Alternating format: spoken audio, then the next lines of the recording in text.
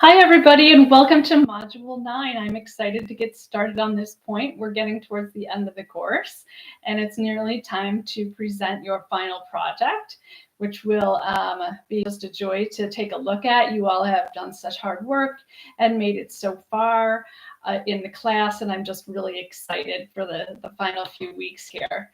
So let's go ahead and walk through Module 9 together. I think there may be a few confusing pieces that I wanted to go over so that everybody understands exactly what needs to be submitted. So click on the Content button and then scroll down until you see the Module 9 Peer Review Part 2. Go ahead and click on the Module Overview to get started. And you'll see here that it basically just says we're almost at the finish line and we're going to be completing our last peer review and preparing to submit the final project. So those are really the two key focuses of Module 9. Go ahead and click the Next button. And that takes you over to Module Activities. You'll see that you'll be doing the peer review and continuing on that final project. And then there's a link here on how to give a good presentation. Go ahead and click on that link. Now this link is for a good oral presentation. And so I wanted to point this out to you just in case you decide that you would like to do an oral presentation. So before I get into those details any further, I'd like to walk through the peer review and then get on to some more comments about the presentation for the final project. And that presentation is not due until Module 10. So go ahead and click the Next button. And that takes you to the peer review. So this is going to be the same as before. You'll have a drop box and you'll have a discussion board. So you're going to post a rough draft of the final project that you've been working on all term. Remember, that's from the various options that you were given. You're going to and it can be a partial rough draft, but make sure to have at least half of it done so that your peer has something to give you feedback on. The more complete a rough draft is, the more feedback you can get, and it gives you a better opportunity to do well on the final project. So post your rough draft on the peer discussion board, and then notice that you're going to need to go back to Module 5 to find that same peer editing checklist that we used during that peer editing time. So you'll go ahead and fill out that peer editing checklist, the same one we filled out before, but you're going to fill it out this time for your peer's final project. Go ahead and click the Next button.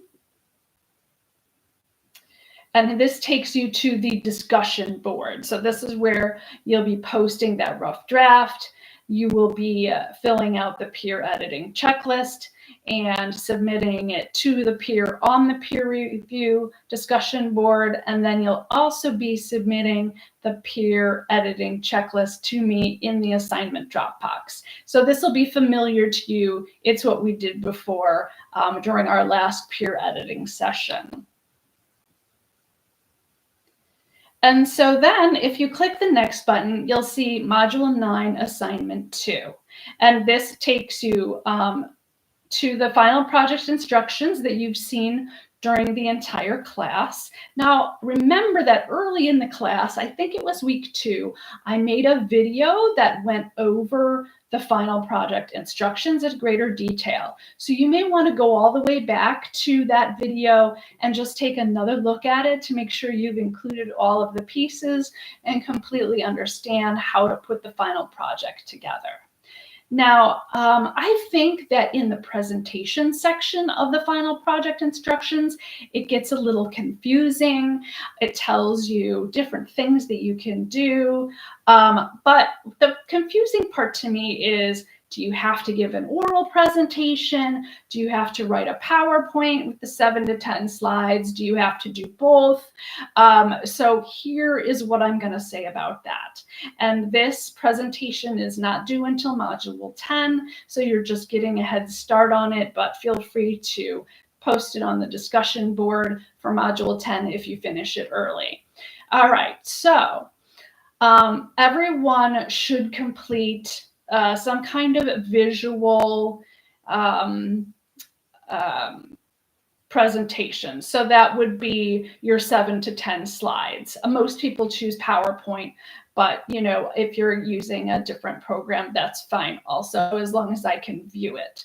So that's for your 7 to 10 slides. Now, if you wanted to do a video that walks us through those 7 to 10 slides, your video should be about 3 to 5 minutes, and I would offer extra credit for a video. So not necessary to create the video to go with the PowerPoint presentation, but if you'd like to do that, I would give extra credit for that, and those extra credit points would go in the gradebook under the incentive points column. So I hope that clears up that presentation section of the final project instructions, because I think that is maybe just a little confusing. But that's really what we're going to be focused on during Module 9. As always, if you have any questions, feel free to contact me, and have a great week.